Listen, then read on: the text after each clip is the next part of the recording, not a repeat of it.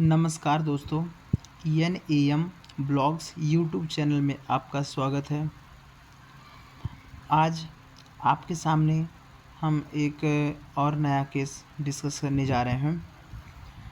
Case का नाम है लक्ष्मण उत्तमचंद कृपलानी बनाम मीना, जिसमें लक्ष्मण उत्तमचंद कृपलानी अपीलार्थी है और वादी भी है, और जो मीना है उत्तरदाता या प्रतिवादी है। ठीक है, इस केस का जो संदर्भ है, यह केस AIR 1964 सुप्रीम कोर्ट 40 का है। इस केस का जो विषय है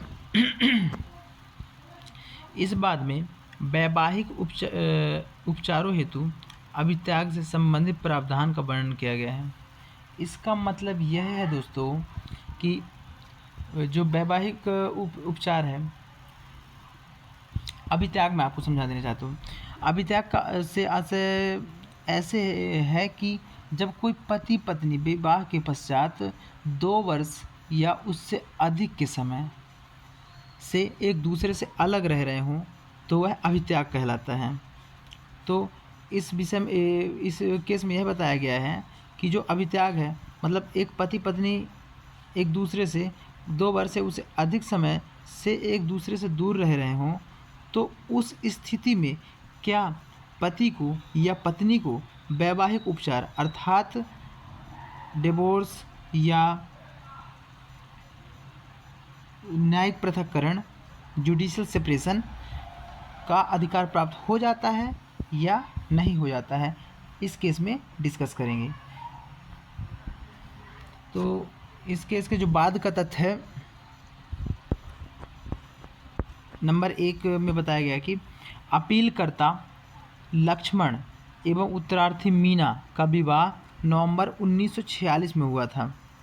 मीना एक अमीर पिता की पुत्री थी जो आधुनिक विचारधारा की थी तथा लक्ष्मण प्राचीन विचारधारा का था तथा अपने माता पिता के साथ संयुक्त परिवार में रहता था।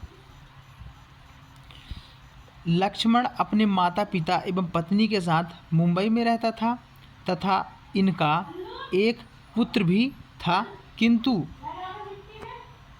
इनके बीच में संबंध सुखद नहीं थे।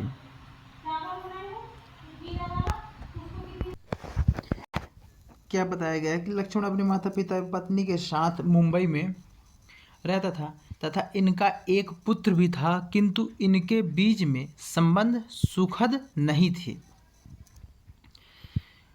तीसरा पॉइंट इसमें क्या है कि सन 1948 में मीना अपनी माँ के साथ पूना चली गई, क्योंकि मीना कहाँ की थी? पूना की थी।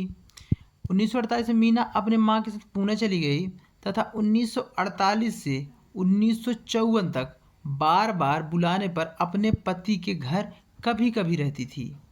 अपने पति घर मुंबई में कभी कभी रहती थी। क्या हुआ कि 1946 में इनकी शादी 1946 में इनकी शादी हुई थी ना। हाँ, नवंबर 1946 में इनकी शादी हुई। 2 साल बाद ही ये समस्या हो गई। 2 साल के बीच में क्या हुआ, इनके बीच में एक बेटा भी हो गया था। तो 1948 में क्या हुआ कि मीना अपने माँ के साथ पुणे चली गई, अपने घर चली गई थी। और 1948 से 1954 तक बार बार बुलाने पर क्या होता था, कभी कभी आ जाती थी ससुराल और कभी मतलब आती थी और कम टाइम के लिए आती थी और चली जाती थी लक्ष्मण के घर में। फिर क्या हुआ कि चौथा नंबर इसमें फरवरी 1954 तक तो ऐसा चलता रह गया, आना जाना थोड़ी थोड़ी लगा रहा। लेकिन फरवरी 1954 में मीना अपने ससुर सास से बिना अनुमति लिए अपने पिता के साथ सामान लेकर पूना चली गई। पूना मतलब अपने मम्मी के मायके चली गई। क्या हुआ, फरवरी 1954 में जो मीना थी अपने सास ससुर से बिना अनुमति के, वह लक्ष्मण की भी अनुमति नहीं ली, बिना अनुमति के अपने पिता के साथ सामान लेकर पूना चली गई थी। 5वां नंबर क्या हो कि फरवरी 1954 में वहाँ मायके चली गई, ठीक है ना। और जून 1954 में मीना 15 दिन तक मुंबई में ठहरी एवं अपने पति एवं पुत्रों से मिलने नहीं आई तथा उसके बाद अब उसने अपने पिता के साथ सिंगापुर, हांगकांग, मनीला आदि देशों की विदेश यात्रा पर रही एवं 1956 में भारत आई। ठीक, 6वां नंबर क्या है इसका, इन 2 वर्षों में पति पत्नी के मध्य पत्र व्यवहार होते रहे, जिसमें पति ने आरोप लगाया कि वह आनंदमय एवं हठी जीवन व्यतीत करने के लिए विदेश भ्रमण कर रही है। ये लक्ष्मण की बातें हैं, जिसका मीना ने क्या उत्तर देते रहे, नॉर्मल उत्तर देती थी। 7वां नंबर बताया गया है कि मीना पत्र का सदैव उत्तर यह देती थी कि उसका स्वास्थ्य ठीक नहीं है, जैसे वह ठीक होती है वह अपने पति व बेटे से मिलेगी। स्वस्थ ठीक होने पर भी पति व बेटे से नहीं मिली तथा गर्मियों में कश्मीर घूमने चली गई। क्या हुआ कि 1956 में तो ये भारत आ गई वापस, 1956 में भारत आई थी ना, 1954 में चली गई थी और 1956 में भारत आ गई थी। 1954 और 1956 के बीच में क्या हुआ कि इनके बीच पत्र व्यवहार होते रहे थे, लेकिन मीना हर बार यह आंसर दे देती थी कि मेरा स्वास्थ्य ठीक नहीं, जैसे स्वास्थ्य ठीक हो जाएगा मैं अपने पति से और पुत्र से मिलने अवश्य आऊँगी। लेकिन स्वास्थ्य ठीक होने के बाद भी वह नहीं मिली और उसके बाद क्या हुआ कि यह गर्मियों में कश्मीर घूमने भी चली गई, लेकिन अपने पति और बेटे से मिलने नहीं आई। विचारण न्यायालय में जब यह बात दायर किया गया तो क्या हुआ, लक्ष्मण के द्वारा विचारण न्यायालय के समक्ष हिंदू विवाह अधिनियम 1955 की धारा 10 के अनुसार पत्नी के अभित्याग के आधार पर न्यायिक पृथक्करण के लिए बात दायर किया गया। मतलब जो लक्ष्मण था, हिंदू मैरिज एक्ट 1955 की धारा 10 के तहत पत्नी के अभित्याग के आधार पर जुडिशियल सेपरेशन बोले तो न्यायिक पृथक्करण के लिए बात दायर किया। विचारण न्यायालय ने लक्ष्मण को न्यायिक पृथक्करण की डिग्री दे दी। विचारण न्यायालय ने क्या किया था, डिग्री दे दी थी, जिसके कारण उच्च न्यायालय में मीना ने केस किया, अपील की। विचारण न्यायालय के निर्णय के खिलाफ मीना द्वारा उच्च न्यायालय में अपील करने पर न्यायालय ने लक्ष्मण के पत्र के आधार पर लक्ष्मण को क्रूरता का दोषी माना तथा विचारण न्यायालय की डिग्री को निरस्त कर अपील को स्वीकार कर लिया। उच्च न्यायालय में जब मीना के द्वारा केस किया गया तो उच्च न्यायालय ने मीना के अपील को स्वीकार कर लिया तथा जब लक्ष्मण ने जो पत्र व्यवहार दिखाया उसमें उस पत्र के आधार पर लक्ष्मण को क्रूरता का दोषी माना गया था। ठीक है, अब अपील तो उच्च न्यायालय के द्वारा स्वीकार कर ली गई, जिसके बिहाफ में या जिसके विरुद्ध लक्ष्मण ने उच्चतम न्यायालय में अपील दायर की। उच्च न्यायालय के निर्णय के विरुद्ध उच्चतम न्यायालय में लक्ष्मण द्वारा अपील की गई, जिसमें विचार हेतु निम्न प्रश्न थे। प्रश्न क्या क्या थे, क्या मीना अभित्याग की दोषी है, क्या मीना का पति से अलग रहने का तर्क संगत कारण है, क्या लक्ष्मण का कार्य क्रूरतापूर्ण है जिससे वह वैवाहिक उपचार पाने का अधिकारी नहीं है। इन 3 प्रश्नों पर विचार किया गया उच्चतम न्यायालय के द्वारा, जिसमें अपीलार्थी कौन था, लक्ष्मण था। लक्ष्मण ने तर्क दिया उच्चतम न्यायालय के समक्ष, क्या बोला, मीना अमीर पिता की स्वतंत्र एवं आधुनिक विचारों वाली लड़की थी। वह शादी के कुछ समय पश्चात ही स्वयं को अपीलार्थी के परिवार में स्थित नहीं कर पाई। दूसरा पॉइंट अपीलार्थी का था कि फरवरी 1954 में मीना ने बिना पति के सहमति एवं इच्छा के विरुद्ध पिता के साथ पुणे चली गई एवं पुनः कभी अपीलार्थी के पास वापस नहीं आई। तीसरा पॉइंट इसमें अपीलार्थी ने दिया, मीना लक्ष्मण का घर छोड़ते समय ही यह निश्चय कर लिया था कि वह पुनः वापस नहीं लौटेगी, अतः फरवरी 1954 से ही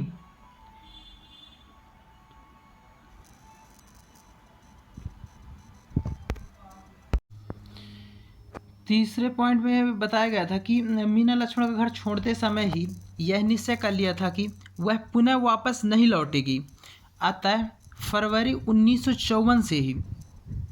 अभित्याग के जो दो तथ्य हैं बहुत महत्वपूर्ण हैं कि पहला तो यह होना चाहिए कि तथ्यतः अलग रहना, ठीक है, और दूसरा अलग रहने का आशयपूर्ण होना, ठीक है। तो 1954 से ही अभित्याग के जो तत्व हैं वो पूर्ण हो गए थे और पत्नी द्वारा अभित्याग कर दिया गया था। ठीक है। फिर उसके बाद चौथा पॉइंट इसने दिया, मीना का अभित्याग इस बात से भी सिद्ध हो जाता है कि वह विदेश जाने से पूर्व व आने के बाद अपने पति व पुत्र से नहीं मिली। लक्ष्मण कहता है कि अभित्याग का कारण इस बात से भी पुष्टि हो जाती है कि मीना जब विदेश गई तब वह अपने पति और बच्चे से नहीं मिलने आई, और उसके पश्चात जब वह वहाँ से विदेश से लौट कर भी आई तो वह अपने पति एवं बच्चे से मिलने नहीं आई, जिससे स्पष्ट हो जाता है कि वह उसके द्वारा पत्नी के द्वारा अभित्याग किया गया था। अब उत्तरार्थी जो है मीना, वह तर्क देती है कि लक्ष्मण के परिवार के कारण वह मानसिक अस्वस्थता से पीड़ित हो गई, जिसका इलाज करवाने में भारत से बाहर गई थी। मीना कहती है कि जो लक्ष्मण का परिवार है उसके कारण यह मानसिक अस्वस्थता से पीड़ित हो गई थी, जिसके कारण यह भारत से बाहर इलाज करवाने गई थी, पहला। दूसरा बोली, मीना का अपिलार्थी को छोड़ने का कभी भी आशय नहीं था, मतलब मीना लक्ष्मण कभी नहीं छोड़ना चाह रही थी। तीसरा तथ्य उसने दिया, अपिलार्थी क्रूरता का दोषी है, अतः वह कोई वैवाहिक उपचार पाने का अधिकारी नहीं है। ठीक है। अब क्रूरता किस प्रकार की, चौथा पॉइंट बताएगा कि अपिलार्थी लक्ष्मण के द्वारा लिखे गए पत्रों में जो वह मीना के चरित्र पर आरोप लगाया गया है वह उत्तरदाता के प्रति क्रूरता है। क्रूरता के बारे में विषय बताती है। अब उच्चतम न्यायालय इन दोनों के तथ्यों को सुनने के पश्चात अपना विचार व्यक्त करता है।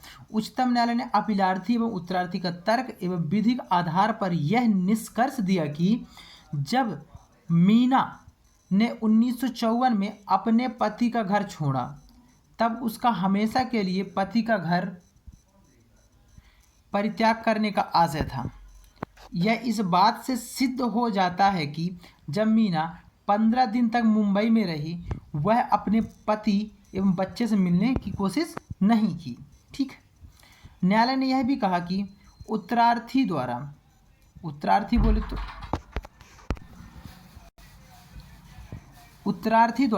लिखा गया पत्र कि जैसे वह स्वस्थ हो जाएगी, उत्तरार्थी बोले तो मीना द्वारा पत्र लिखा गया था कि जैसे वह स्वस्थ हो जाएगी वह अपने पति के पास आ जाएगी। यह गलत था। यह केवल इसलिए कहा गया था कि अपिलार्थी को वैवाहिक उपचार प्राप्त ना हो सके, मतलब यह सुप्रीम कोर्ट ने यह कहा कि यह इसलिए पत्र लिखा गया था इस प्रकार से कि जो पति है अपिलार्थी उसको वैवाहिक उपचार प्राप्त ना हो। अगर उत्तरार्थी का पति के पास लौटने का विचार होता तो वह विदेश से आते ही वह अपने पति से मिलने आती। जहाँ तक क्रूरता की बात है तब न्यायालय ने कहा कि अभित्याग प्रारंभ होने के पश्चात अपिलार्थी का जो आचरण है महत्व नहीं रखता है। अभित्याग अगर प्रारंभ हो गया है उसके पश्चात अपिलार्थी का जो आचरण है वह महत्व नहीं रखता है कि वह उसके साथ कैसा व्यवहार करे, क्योंकि अभित्याग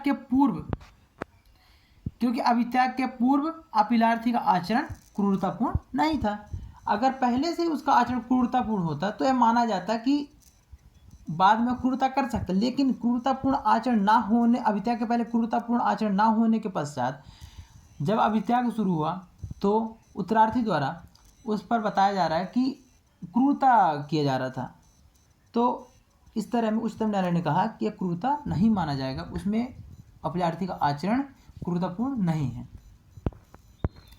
उच्चतम न्यायालय ने निर्णय दिया कि यह निर्णित किया गया कि मीना अभित्याग की दोषी है। अपील स्वीकृत की गई एवं उच्च न्यायालय के निर्णय को खंडित किया गया।